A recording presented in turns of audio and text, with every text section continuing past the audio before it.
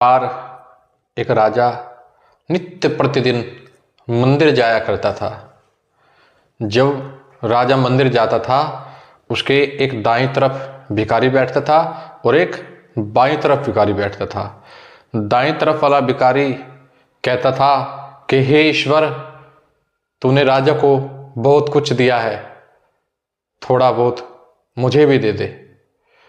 दूसरी तरफ जो भिखारी बैठता था वह कहने लगा कि हे राजन, ईश्वर ने तुम्हें बहुत कुछ दिया है, उसमें से थोड़ा बहुत मुझे भी दे दे।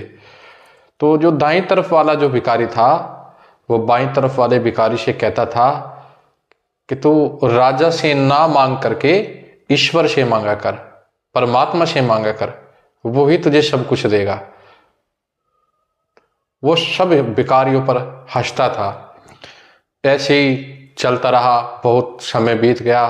तो एक दिन राजा ने सोचा अब कुछ तो ऐसी जरूर कोई बात है, इधर वाला तो भगवान से मांगता है और जो मेरे दूसरे साइड भिखारी बैठता है वो मुझसे मांगता है। राजा ने अपने मंत्री को बुलाया और मंत्री को सारी बात बताई।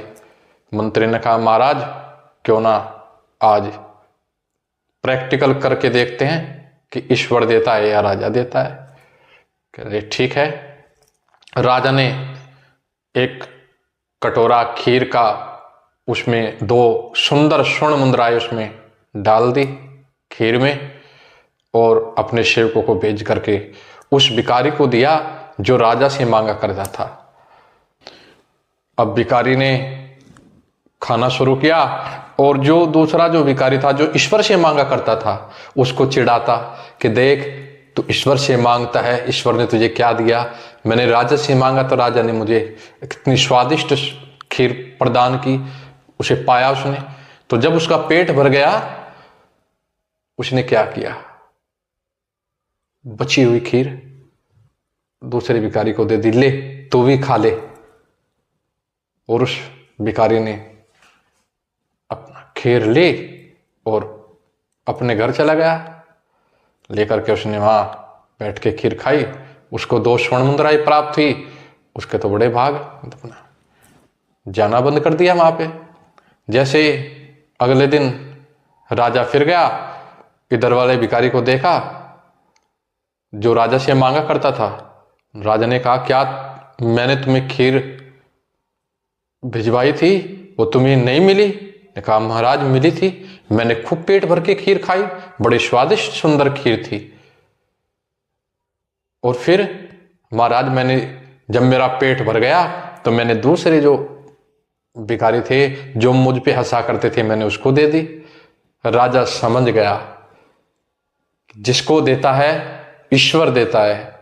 राजा ने तो उस भिखारी को खीर दी थी जो राजा से मांगता था, लेकिन उसको उस ईश्वर ने दिया जो ईश्वर से मांगा करता था। तो मेरे प्यारे दोस्तों, मित्रों, हमेशा ईश्वर से ही मांग करना, जो भी आपको चाहिए ईश्वर से ही मांगना। कभी किसी के सामने हाथ मत फैलाना।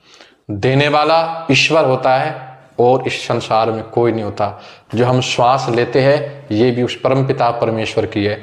जो हम ये वस्त्र धारण करते हैं ये भी सब उस परमपिता परमेश्वर के दिए हुए हैं। तो सब कुछ उस परमपिता परमेश्वर का दिया हुआ है जो हम पहनते हैं, खाते हैं।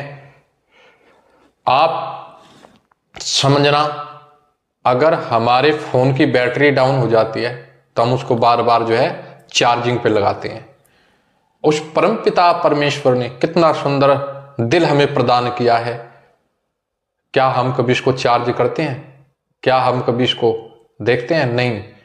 जिस दिन हमारे दिल में बिगाड़ आ जाएगा हम ऊपर।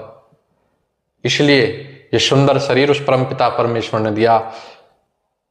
सबसे पहला जो हमारी पूजा है वो अपने इस शरीर की रक्षा करना, इस मस्तिष्क की रक्षा करना, इसको साफ और स्वच्छ बनाना। वो कैसे बनेगा?